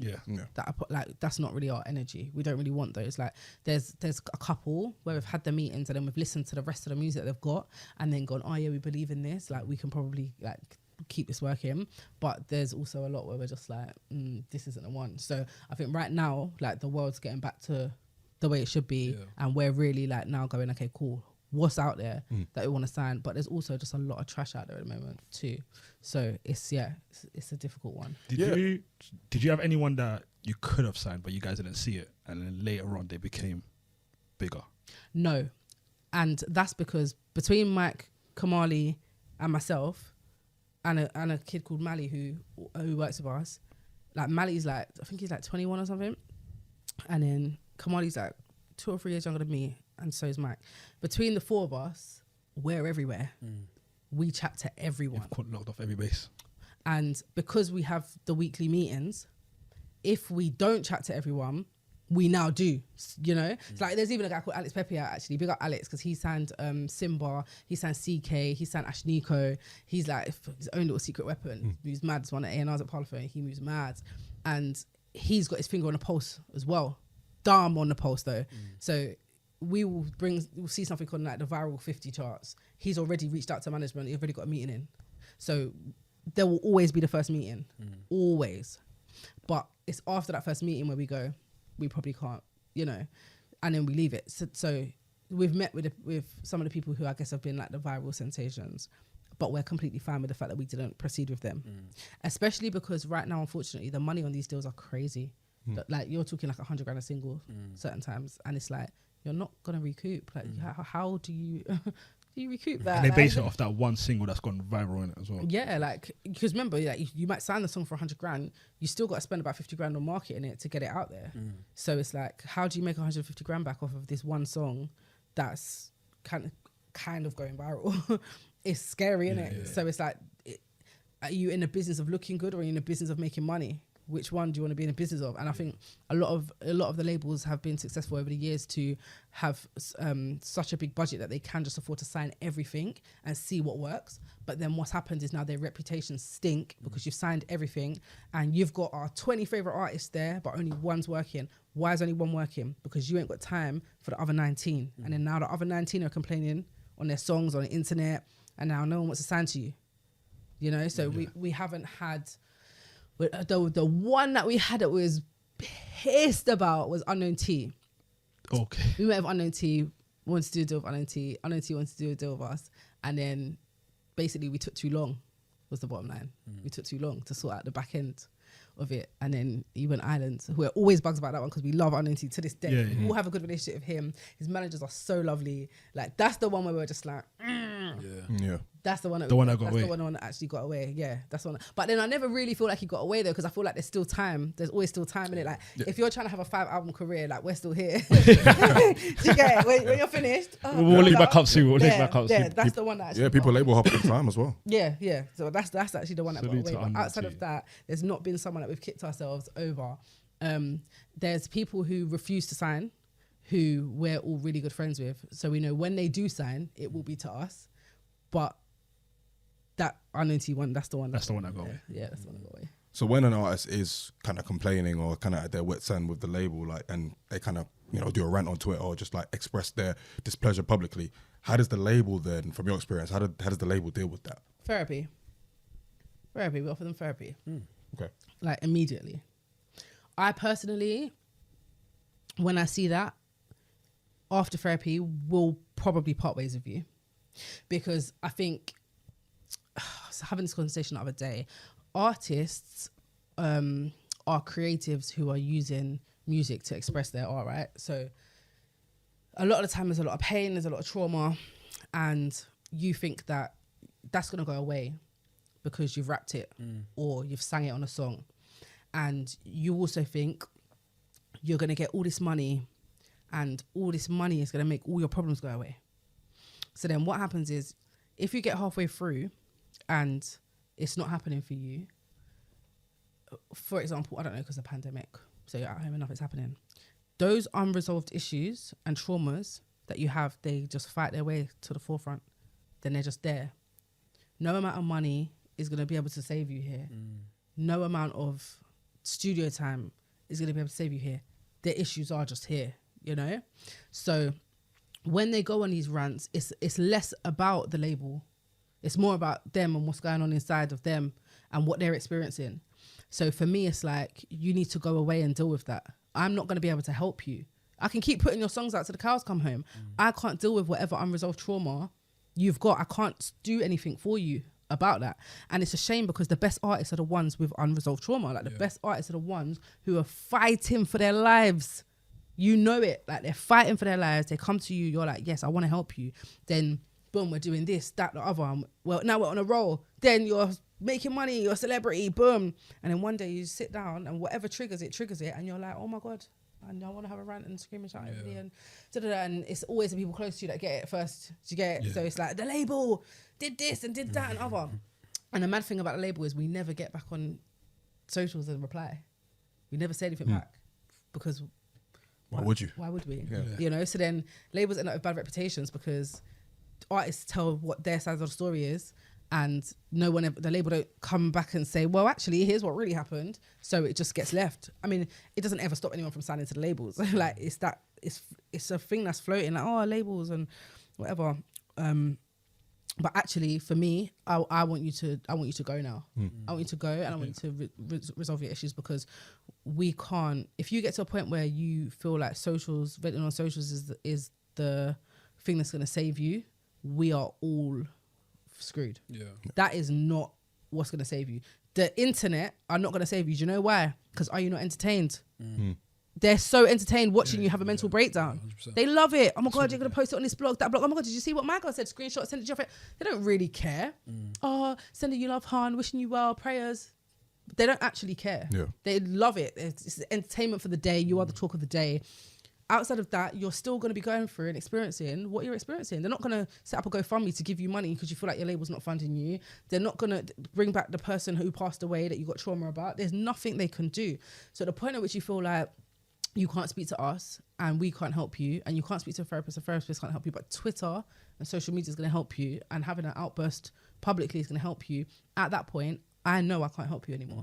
And so I can't speak on the label because that's their own organisation in it, but on my personal projects, that's how I feel about those things. Because, and I also think that there's like a thin line now between knowing the reaction you'll get when you do that and actually really going through it. I think people know now, if they say my label this, that and other on Twitter, they get a certain reaction. If they say my mental health this, that and other, they get a certain reaction. If you're really going through it, you will accept the therapy that we've put in place for you, or whatever therapy looks like. It's not necessarily actual therapy, but it might be that, you know what, you need to take a break in the Canary Islands for 2 weeks. And so now it might be that, you know what, you need to go and spend some time with your family or spend some time with your kids. It might be that, you know what, you need to go and lock yourself in studio for 2 weeks. And like, if we're giving you the advice of what we think will help and you're not taking it, then how much of it was you actually having issues versus how much of it was you kind of attention seeking? Yeah. Unfortunately, we get a lot of that. I say we as in me. I don't mean the whole label. Can't speak for them, but I see a lot of that, which is unfortunate. But I can offer you therapy and tell you the ways that I can't work with you past that. I hear that. And I don't think it's fair to. I don't think it's right to. Yeah. Either. I think it's wrong when people continue to work with artists when they're visibly showing signs of distress. Absolutely. That's crazy to me. 100%. That's the industry for you. That's why I say the industry is mad. It's a mad, toxic place because they'll carry on putting out your records. They don't care. Yeah, very true. Very true. And with like social media and, apps like TikTok basically making viral stars out of pretty much anyone these days, how has, at least in your view, how has the role of the A&R changed? I don't think it's changed at all. It's just that we got another medium now that we got to look through. That's all it really is. Like, it's like Pink Pantheress was found on TikTok. She was BBC Sound of the other day. Yeah. Like, you can't. It's just finding stars, isn't it? But you're just finding them through another medium. And again, you go through the process. You meet with them. You find out what they want to do. You listen to the rest of the music, and you're like, right, you're not just a TikTok star. You got big dreams, and we can make those dreams happen for you. Come, let's go. It's just up to you to gauge. Yes, but same way that you would find an artist on Instagram. Same way LMA was singing on Instagram for how long, and then Mustard found her, or however that, I don't want to say Mustard found her, I don't know how they linked up. I'm assuming he found her and then the rest followed. Maybe there was intros, I don't know. But, she was, I feel like Justin Bieber was even like, Usher found him. On Instagram, innit? On YouTube, I think. On YouTube. I think it was on YouTube, him being like a busker, or just them people outside singing. Right, do you get it? So it's like, TikTok is YouTube, TikTok is Instagram. There'll be a new TikTok. It's just another medium. So I don't think it's changed the role of the A&R. It's just added another layer, like another job is to check TikTok data and check what's going on TikTok and sift through it and see if there's anything good there or something that can, potentially be turned into star material. I hear that. Fair enough. I mean, I've seen around social media the kind of a new kind of acronym for A&R, the arcs and retweet. How do you, as an A&R, how do you feel about that? I just think it's hilarious. Do you know what? Yeah, I sent it into the group chat. Yeah, I saw Mimi the blogger. She posted this video about I think it was actually like that what you're talking about, and it was like some guy saying, what did she say? The most accurate TikTok ever witnessed. How to get signed to a record label in 2022. I've seen this. It's a TikTok video when he. I like this one. Make sure to sing over the sample beat. Make it unoriginal as possible, and it will sound like this.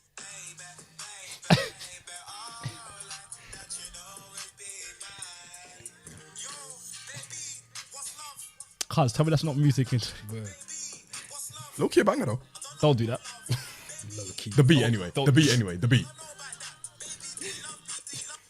This guy is talented. I say we sign him. I sent it into the group chat. I said, this guy's talented. I say we sign him. I want you to know that no one has ever replied. They've all read it. No one replied. They don't think it's funny. Yeah. I'm the only person that thinks it's jokes. I think it's funny. Yeah. I think everyone else gets offended by it. The ask and retweet thing. I think it's jokes because, of course, like, tell us what's hot. Like, why are you pressed? Tell us what's hot. I don't get why it's a problem. If you know an artist who's sick, tweet the artist. Like, how is that become a negative thing? I think obviously the joke about it is that people are saying that A&Rs are exclusively finding artists based on other people sharing them. But if you don't want the artist to find an A&R, why are you sharing them? Why have you shared the artist?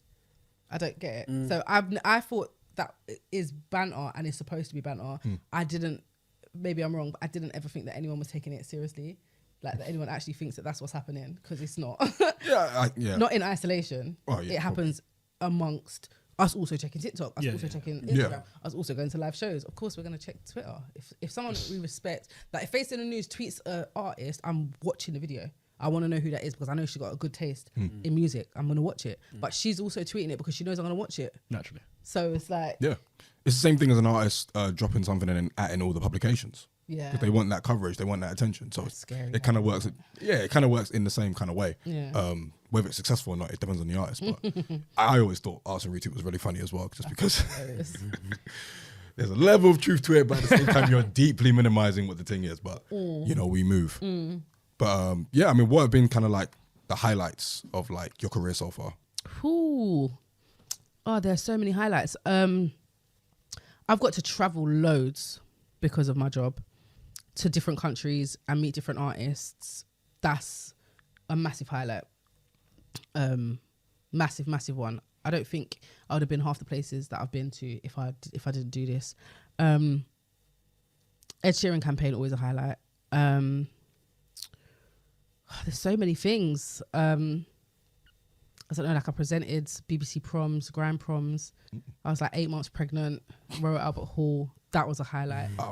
Because a lot of things, I forget that I do them, and then when I think about them, I'm like, raw, you did that. That was crazy. What was you doing? But they're highlights, isn't it? Like, they're big moments. You're not going to turn down BBC proms either. No, exactly. You know what I mean? Like, it was big. DJing at Glastonbury, massive highlight. That's flex. Like, it's a flex. You know, like, sometimes you just think, raw, like, how do you get them calls? Like, you're just driven to a field and then you're just DJing at Glastonbury. It seems surreal. It's crazy. So that's been a highlight. Having my own label, big highlight, because you've got to work damn hard to get your own label. To get a major to say, we'll fund your label and artists that you think are hot, that's like a blessing. Because no one asks me no questions. I say, this is who I'm signing and this is how much I need. They might try and like get me down on the budget or whatever, but I never care because it's only the first week budget I need. If I blow an artist in the first week, get them to a certain point, no one's going to argue with me about the next batch of money I asked for. So I don't go and say, I've got this new artist, I need 50 grand. I say, I've got this new artist, can I have 10 grand? Then they say, okay, they give me the 10 grand. The first week it looks sick. Then I'm like, guys, if I have another 10 grand, we could do this. And we do this and then it's sick. Actually, you know what would be sick? Another 10 grand. You know, like that. So it's sick having a like bosses who just like understand your vision, agree with your expertise and allow you to do your thing. I feel like I'm missing like bare highlights. Like, when did you launch your label? 4 years ago, but I never launched it. I soft launched it. I soft launched it in that I've released records. I've never said to anybody other than when directly asked, like in these situations, that I have my own label and it actively releases, because I just wanted to sell 1 million records first and then sing and dance about it. Oh my God, my biggest highlight was doing Wiley's album, The Ascent. That is my career highlight to date. Big. That is my career highlight to date because I got him to turn up to every single music video. I used to trick him and it was sick. It was so nang. And he turned up to every single one, and I always remember just feeling proud because when I came into the campaign, they'd already had him for a couple of songs, and he just wouldn't turn up, and this, that, the other, and it was just drama and palaver. Then they put me on the campaign, and then I managed to get him to every video with my little trickery, and it was a known industry thing. Like, this girl gets Wiley to music videos. Do you remember what the whole... Yeah. Like, it was a thing. Is Wiley going to be in this video? It's still kind of a thing. It is, isn't it? It is. It actually is. And I actually got him to turn up to all the videos, and that was a massive career highlight because it showed me I'm Nang. I can do what others can't. Literally, he's been signed to every label, worked with everyone under the sun. No one couldn't get him to a music video. Sian Anderson could. But shall I tell you what I did one time? Oh gosh. There's a video, yeah, and then we must have called all of his brethren to go to the video shoot. So we must have told like J2K, Manga, Chip, Gigs, everyone go to the video shoot. So then on the day of the shoot, he always used to wake up and call me at 5 a.m. innit? So he'll call me, yeah, nah, what you say, video today, yeah? All right, cool, is this sorted, is that sorted, this sorted, that was, yeah, it's all sorted, well, all right. Then he'll text me, I ain't going. Then I'll be like, call me. And he'll call me back, yeah, no, I'm not going. I said, oh, all right, cool, so shall I tell Gigs to leave? What? Who? Gigs is at your video shoot. What, already? He's there now? I said, yeah. I didn't know Gigs was going to be there because I didn't tell you, but should I tell him that he's wasted his day? And no, I'm coming. All right now. He would get, and then like what he would do, yeah, so the second trick that I learned was he would find an excuse to leave. So he came to the shoot and it was the day, remember when Vauxhall and a helicopter crashed on a nightclub? That was our video set. So that's why he was like, I'm not coming, it's a bad omen, this crashed on our video set. I said, it's fine. I said, by the time you're due on set, the helicopter has been moved, the whole place has been secured off, like, and it's even better because now people can't get in and out of the site without being a part of our video shoot. So you don't have to worry about anyone pulling up or whatever. That day, yeah, I knew that he might come, see Gigs, chat to his people, whatever, and then dip, yeah. And he has excuses, reasons why he dips, yeah. So I was like, okay, cool. I'm gonna get every single drink, every single food, every single weed, every single everything, yeah. So that when he says, oh no, I'm leaving because I want some food. McDonald's is here, KFC, Nando's, Chinese, whatever you need is here. Oh no, I'm leaving because I want drink. Ciroc, Henny, wine, champagne, everything. Oh, I'm leaving because I need to go and get some weed. There it is. Like everything. Like I felt so Nang. Like, and he tried every which way. Yeah, you need a gold get medal out. for that one. In the end, he literally just walked out, and because he couldn't reason with anybody. He couldn't. There was no. But by that time, I'd got everything I needed for the video. Like all the scenes were done. And he gave up making excuses. He gave up. You do your thing now. Yeah. He gave up. So that's one of my career highlights because I just think, Sian, you are such a G for that. Like you did what no one else could do, and you got this guy to. I think it was like 4 music videos, and then it all went to shit because he must have been like, all right, I'm only doing a picture for my album if we go Jamaica. And I was like, Wiley was really out of control. Out of control, yeah. So I must have said, all right. So I said to the label team, look, he wants to go Jamaica, but he'd done something fuckery to them the week before. Like I think he leaked a song or whatever. So he wasn't in their good books. So saying, look, Wiley wants to go Jamaica. That's the only way we're going to get a picture for the album. He needs to be on the album cover. I did my speech, whatever. They're like, fine. But begrudgingly, they didn't want to do it. Like, fine. Yeah, so you got to bring Ice Kid. You got to bring Manga, J2K, Scratchy. You just bring the whole row deep. Yeah, I'm not going. And I thought, okay. So I thought, let me humour him. Cool, I'm bringing him. All right, cool. Good luck finding Ice Kid. And I thought, Then I thought, oh my God, how are we going to find Ice Kid? I had to find Ice Kid. I actually found Ice Kid. Like, booked them all flights. Said on this day, meet us at the Warner Building. It was early in the morning. They had to meet me as well, like 6 a.m. or something, 7 a.m. something like that, in the Warner Building. So everyone's come now, yeah, with their suitcases. I ain't coming. Wow. Yeah, he's out of control, man. They was all like, oh, we knew it. We fucking knew it. They was so pissed off. Like they left the Warner Building, and they were so angry. Oh, so no one ended up going for real? No one went. Damn. We couldn't go. He didn't go. Yeah, how do you even control And someone? should I tell you the worst part? When he said he wasn't going, he was in Cyprus. Obviously. He flew. I can't like there's a joke there somewhere. Knowing that we was waiting for him to go to Jamaica. Oh, we sat in the boardroom for hours trying to get through to this guy to find that he got up and flew to Cyprus. He's probably doing that laugh that he does as well, that mad dastardly laugh. While all this is happening. Yo, Wiley's out. He's a villain, man. He's a villain for real. He's a villain. He was a villain. He's the Joker. He's wild. He was a villain that day. But I'm not gonna lie. you did bits. Yeah, so that was a big highlight. I hear that. Big highlight. What would you tell younger you? Get an accountant and a lawyer. I feel you. That's all younger me needed to know. Yeah. Get an accountant and a lawyer, because that those two things, you get burnt by that and it's hard to come back from. Would you do anything differently? Lots of things. lots of things. I would apply more patience, definitely. I think a lot of people feel like I could have been more patient with them. I definitely know that, and I'm aware of that. So I definitely would have applied more patience. But I think because everything's like all systems go all the time, boom, boom, boom, boom, boom, a lot of time you have a lack of patience, which is, you know, some people call it like tough love, like, oh, she's very tough love, but actually it was lack of patience. I didn't have time to really sit down with you, so I just quickly told you straight what it was. And it might not have been the nicest thing that you wanted to hear at the time. I could have maybe softly delivered it, but soft delivery comes from actually sitting down and taking time and, you know, massaging people and then making them think that it's their idea instead of going, just go therapy. Not shout, I would never shout it, but like instead of directly saying go therapy, I could talk to you for an hour and at the end you go, maybe I should go therapy, you know? So I think I could have applied a lot more patience to people, because I think people would think I'm a lot softer. I had someone say to me the other day, I've been spending a lot of time with my friends, and it's like a work friend, and they said to me the other day, Ra, you're a completely different person at home. And I was like, what do you mean? Like, you're just a completely different person, like, than who you are in the office. And I was like, raw, like, but then I thought, what's happened is, because I never want to be two versions of myself. And I thought, what's happened is, I'm now a mum. So I'm a lot softer anyway. And when I'm at home and my son's there, you see me being mum, cooking my food and being a housewoman, you know? Yeah. But then in the industry, because from day one, I've had to get pushed in front of white people to say, here's your black story. I've always been tough. So as soon as I step out my house, I'm tough me because I have to be, because I'm fighting for survival here. Like, I've been from day one, but just not realized it. So definitely would have just been a bit softer. Could have been a bit softer, but it's not like a huge regret thing, but I would have told my younger self it, yeah. You think you would have got as far as you have if you had been softer? Oh, no. No, there's some lovely women out there in this industry, lovely black women who are just hit a glass ceiling because they're so nice. Yeah.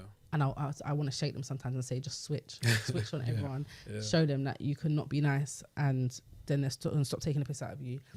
But you can't tell someone to stop being nice. That's a mad thing to say. You can't. Tell them. Can't say that. That's a mad thing to say. There's some women I look at and I think, I wish you just switched one day, because you have not reached your full potential. People are holding you back because you have not just told them straight how it is. Yeah, it's sad. Who are some of your favorite rappers? Like, give me your top 5 UK and US. I thought about this. I can't. Nah? No. Not at all. Because you know what it is that I loved about rap? Eras. I loved eras. So like, I love Cameron and Joel Santana together. Okay. I love 1993 to 1996. Okay. I love Ja Rule and Christina Milian together. That era. I love a certain era of Eminem, like Stan. Like I used to listen to the rap. I was mind blown. Yeah, mind blown. We're big fans of Eminem on this podcast. He's taking a piss. You don't like Eminem. Who don't like Eminem? In my adult age, I couldn't listen to an Eminem song. That's all I've said, by the way. That's literally all it is. I couldn't. No, you said he's been making whack music for 20 years. Yeah, that's my adult years. Where? I mean, yeah, but that's my adult years. I'm sorry. Yeah, like it's the same. Like, but when I heard Stan, Toy Soldiers, all these tunes, I couldn't believe that he was getting away with saying these things. I couldn't believe that you was allowed to say these things. Like, so that used to spin me. Like, Little Kim, again, I can't believe you're allowed to say these things. Used to spin me. Like, I'm a fan of all the people that did it first, basically. Like, I could not be a fan of Nicki Minaj, for example. Like, it's because I feel like the things that you're saying more time has been said in a different way. I feel like it's come from someone else somewhere else. Like, I could be a fan of her, I could be a fan of Cardi B, I could be a fan of all these things, but I can't be a fan of this era. Yeah, I get it. Does that make sense? So like, I don't know, like Twister, Overnight Celebrity. Who do I stan? I just like Lil Wayne. You know, it's definitely an era of rap as opposed to like particular rappers, because I listen to lyrics like Papoose, like our proper, you know. I listen to like say for example Nipsey Hussle, and he's not even my favorite rapper, but you can't not be mentioned in my conversation of favorite rappers because of their era. It's a moment in times. A moment in times, and what he means to me and what his music means to me. Like, I always fight the Ja Rule fight over the 50 Cent fight, even though I know it's a losing fight. But just because I grew up on Ja Rule before I grew up on 50, you know. It's a Ja Rule fan club over here. Is it? I'm by Oh my God, I myself. love We love Emerald. Jai, I'm by- yeah, well, it's a fuck. I girl, love we'll find him. someone. Love him. And then obviously UK wise, I've grown up on South London, grime, innit? P Money, Little D, Blacks. So you get it, dubstep as well. Maxstar, cold guy. I didn't know the Max Stars. She's from Rascals, cold guy. A lot of these people are before their time as well, which is like super unfortunate. Footsie, DWE, like it's definitely errors for me. Like, I did think about it and I did try and narrow it down to 5, and I was like, it's just impossible. Like, and I would almost be lying as well if I said, oh yeah, Jay-Z's my favorite and Stepson Wiley my favorite. They're not like, but the era in which they was, that's my. Yeah. So I'm It makes sorry, sense. I can't. Special that's times. cool. Yeah. Out of curiosity, what area do you think produces the best MCs? We've had this debate on the podcast a couple times. We're from South, innit? So, but I still say East. What area? Yeah, area. Yeah. Oh, we already know what that is. No, we ain't dead. We already know what that is. It's Tottenham. I'm sorry, is your name Sian? N17 to N15. I have to respectfully not answer this question. I will not come back from it if I answer this question. If I answer this question, I will not come back from it. But I will say it's been said.